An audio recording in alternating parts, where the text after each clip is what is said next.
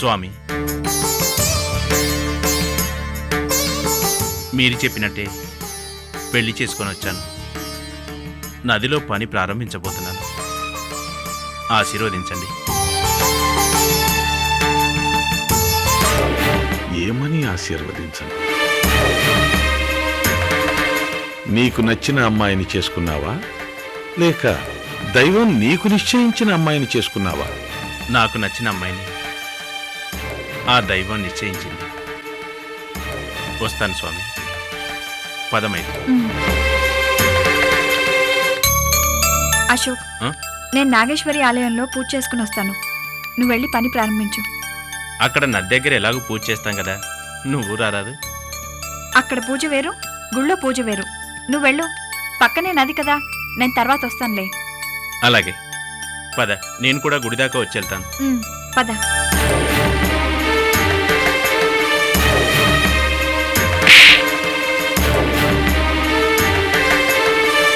చాలా తొందరపడ్డావు, అందుకు ఫలితాన్ని అనుభవించబోతున్నావు. తల్లి నాగేశ్వరి,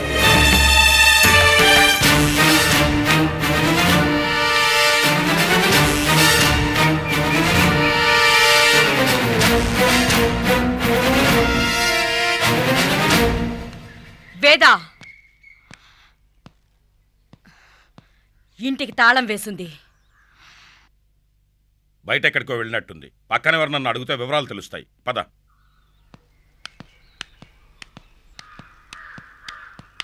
పెద్దయ్య, కట్టెలమ్మే సుమతి ఎక్కడికి వెళ్ళిందో ఏమన్నా తెలుసా? సుమతే, దాంతోటి ఎవరు అమ్మాయిని తీసుకునే సర్పవనం పోతా ఉంటే చూసా. అలాగా? మీరెవరు? సుమతికి తెలిసిన వాళ్ళంలే. అట్టనా? వైదే, సుమతితో వెళ్ళింది ఖచ్చితంగా నాగేశ్వరి అయి ఉంటుంది.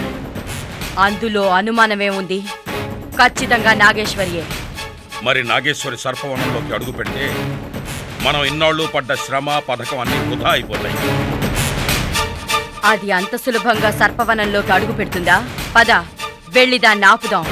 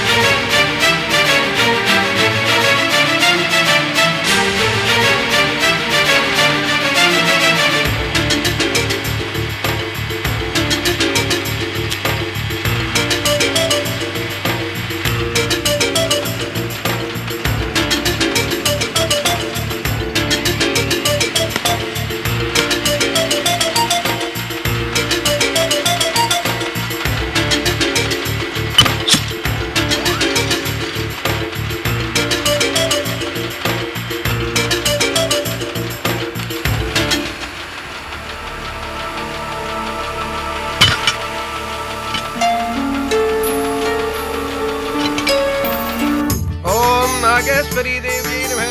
ज्ञानामि ज्ञानं समर्पयामि, आवाहयामि आसनं समर्पयामि, कर्पूरमण्डल नीराजनं समर्पयामि। लक्ष्मीं क्षीरसमुद्रराजतनयां श्रीरङ्गधामेश्वरीं दासीभूत समस्तदेवनितां लोकैकदीपाङ्कुरां श्रीमन्वन्द्रकटाक्षलब्ध विभव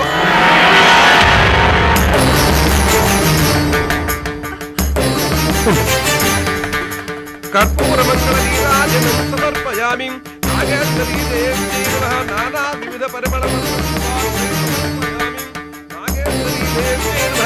समस्त दुष्यग्र निवारणोस्तु, समस्त सन्मङ्गलानि भवन्तु। नागेश्वरी देवी प्रसादं शिरसा गृह्णामि। శతమానం భవతి శతాయుః పురుషస్యేంద్రియ ఆయుష్యేంద్రియే ప్రతిష్టతి.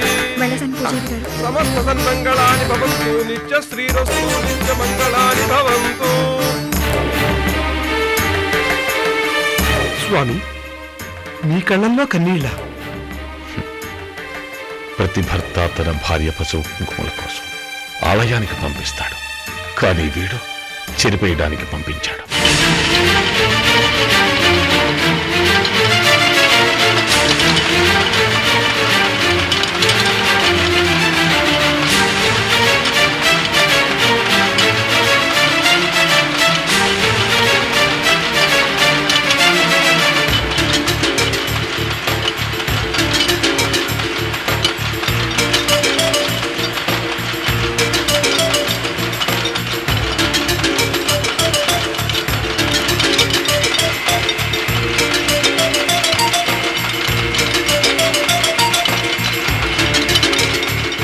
అశోక్, అశోక్,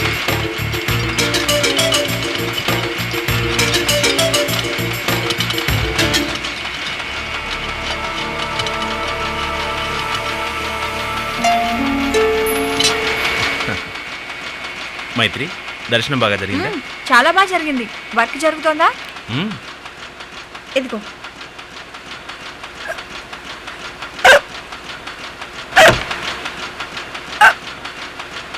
ఇదిగో నీళ్ళు తాగు.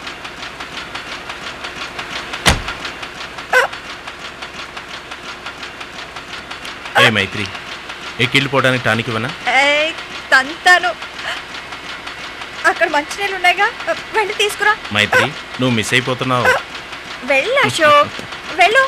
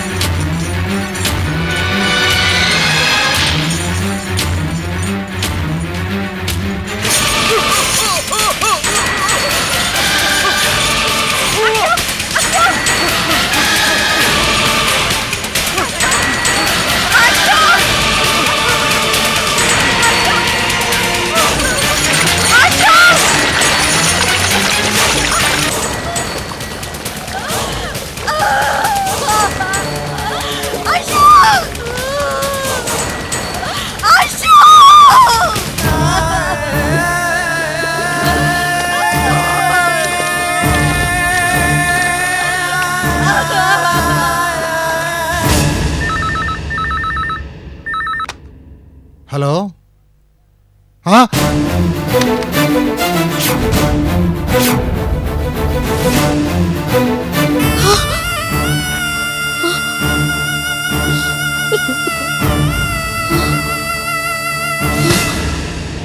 జాతస్య హి ధ్రువో మృత్యుః ధ్రువం జన్మమృతస్య చ తస్మాదపరిహార్యేర్థే నత్వం శోచితుమర్హసి నత్వం శోచితుమర్హసి. పుట్టిన వానికి మరణము తప్పదు, మరణించిన వానికి జన్మము తప్పదు. అనివార్యమగు ఈ విషయమును గూర్చి శోకింపతగదు. నిజమే శాంత, అడ్డాల నాడు బిడ్డలు కానీ గడ్డాల నాడు కాదు. మనం పిచ్చివాళ్ళం. వాడు మన ఆశలు తీరుస్తాడని, మన ఇష్ట ప్రకారం చేస్తాడని, మనని ఉద్ధరిస్తాడని ఏవేవో కలలు కన్నాం. వాడు పసితనంలో లేత పాదాలతో గుండెల మీద తంతూ ఉంటే సంతోషంతో మరిసిపోయాం. కానీ వాడిప్పుడు పెరిగి పెద్దవాడైపోయాడండి. అందనంత ఎత్తుకు ఎదిగిపోయాడు. అందుకే మరిని కాదని కాలదన్ని వెళ్ళిపోయాడు. బిడ్డల్ని కనగలం గాని వాళ్ళ బుద్ధుల్ని కనలేం కదా శాంత.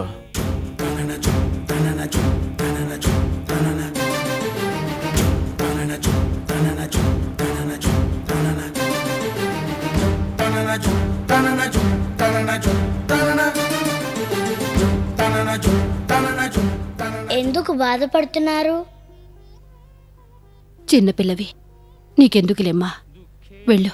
వెళ్తాలేండి, ఈ ప్రసాదం తీసుకోండి. వద్దమ్మా. మీరు దిగులుతో ముద్ద ముట్టట్లేదని మీ ముఖాలు చూస్తుంటేనే తెలిసిపోతుంది. ఇది అమ్మ ప్రసాదం, కాదనకూడదు. తీసుకోండి. పసిపిల్లవైనా కన్న తల్లిలా మాట్లాడుతున్నావు. ఎవరమ్మా నువ్వు? నిన్నెప్పుడూ చూడలేదే. మీరు నన్ను చూడకపోయినా నేనెప్పుడూ మిమ్మల్ని చూస్తానే ఉంటాను. నేనెవరో మీకు చెప్పినా అర్థం కాదు. ముందు ఈ ప్రసాదం తీసుకోండి.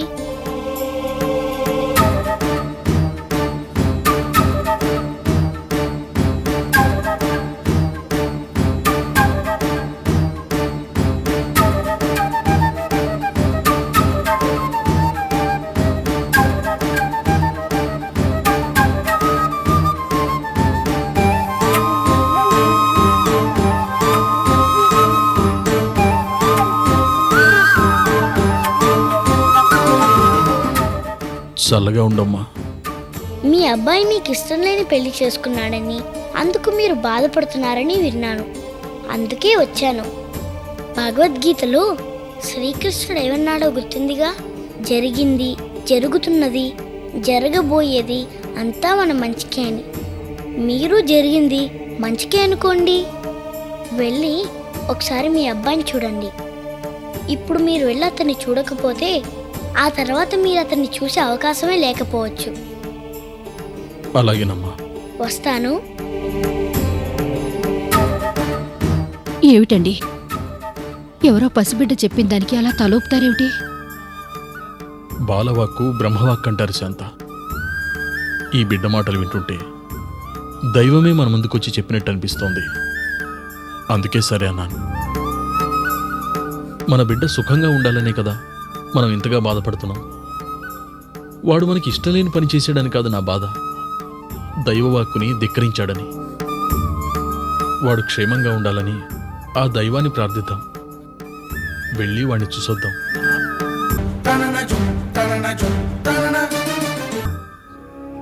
హలో, నేను సైట్ ఇంజనీర్ తేజ మాట్లాడుతానండి.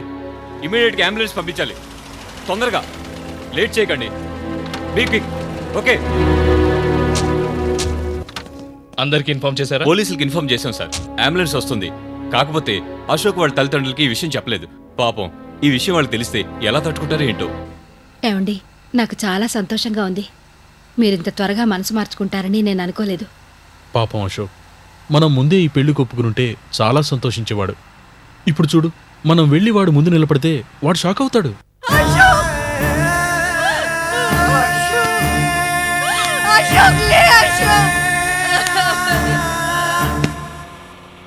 సుమతి, మరో 10 నిమిషాల్లో నా బాధ్యత తీరిపోబోతోంది. సర్పవనంలోకి అడుగు పెడితే ఇంతకుముందు నేను పడ్డ బాధలన్నీ తీరిపోతాయి. అవును నాగేశ్వరి, మీరు సర్పవనం నుండి వచ్చిన వెంటనే వెళ్ళి మీ అమ్మా నాన్నని కలవాలి. పాపం, వాళ్ళు మీకోసం ఎంతగా బాధపడుతున్నారో తెలుసా? అవును సుమతి, మా అమ్మా నాన్న నన్ను ఎంతో అపురూపంగా చూసుకున్నారు. నా చెల్లెలు మైత్రికి నేనంటే ప్రాణం.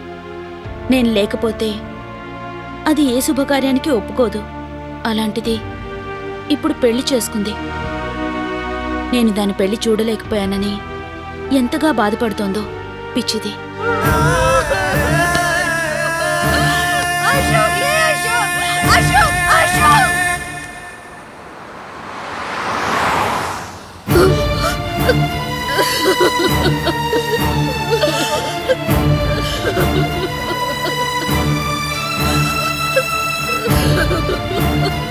డ్రైవర్ త్వరగా పోనీ.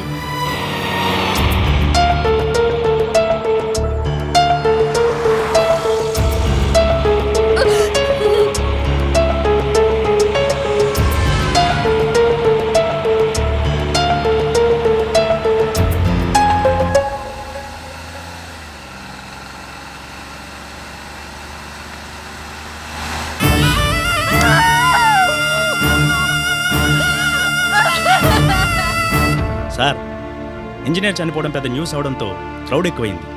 అంబులెన్స్ కూడా రోడ్లోనే ఉంది. అతని బాడీని ఊరి జనం ఊరేగింపుగా తీసుకురావాలని నిర్ణయించారు సార్.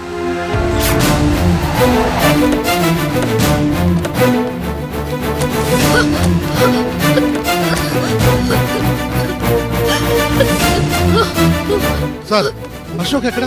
మా అశోక్ ఎక్కడండి? రండి సార్ వెళ్దాం. రండి సార్ వెళ్దాం పద. లేదండి, నేను రాలేను. నా మైత్రి జీవితం బాగుండాలని ఎన్నో కలలు కన్నాను. దాని పరిస్థితుల్లో నేను చూడలేనండి. నేను చూడలేను. నేను రాలేను. వెళ్దాం పద. వద్దండి, పదండి సార్. రాను. పదండి.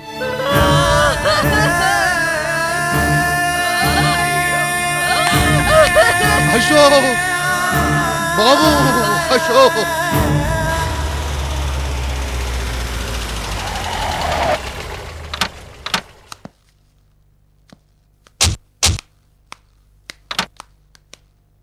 ఏమైందండి? ఎవరో నదిలో పడి చనిపోయారట. అయ్యో పాపం, ఎవరో తెలుసా? ఇంజనీర్ అట. ఇంజనీరా? శాంత రా.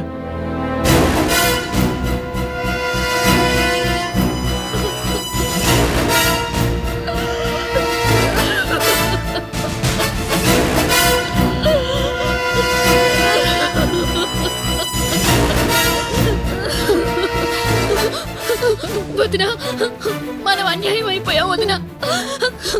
మనం ఏ పాపం చేశామని ఇలా జరిగింది వదినా. అసలు అశోక్ మన వదిలి వెళ్ళడానికి మనసు ఎలా ఒప్పింది వదినా? మనసు ఎలా ఒప్పింది? అశోక్ ఏమైందండి? అశోక్ ఏమైందండి? రండి చూద్దాం, రండి. నేను రాను శాంత. నేను వాడిని చూడలేను. నా బంగారు తండ్రిని పెళ్లి బట్టలో చూశాను. ఇప్పుడు ఇలా నా వల్ల కాదు శాంత. మీరేనా నా బిడ్డ?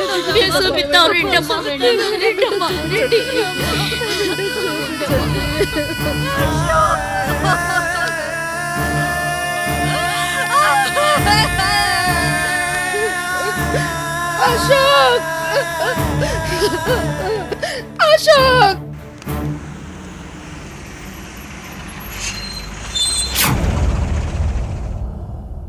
బస్ ఎందుకు ఆగిందో?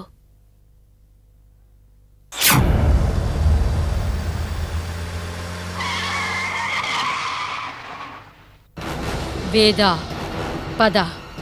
నాగేశ్వరి ఇక్కడే ఎక్కడో ఉండుంటుంది.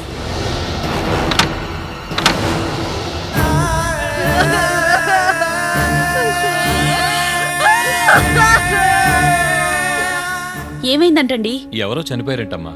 శవాన్ని తీసుకొస్తున్నారు.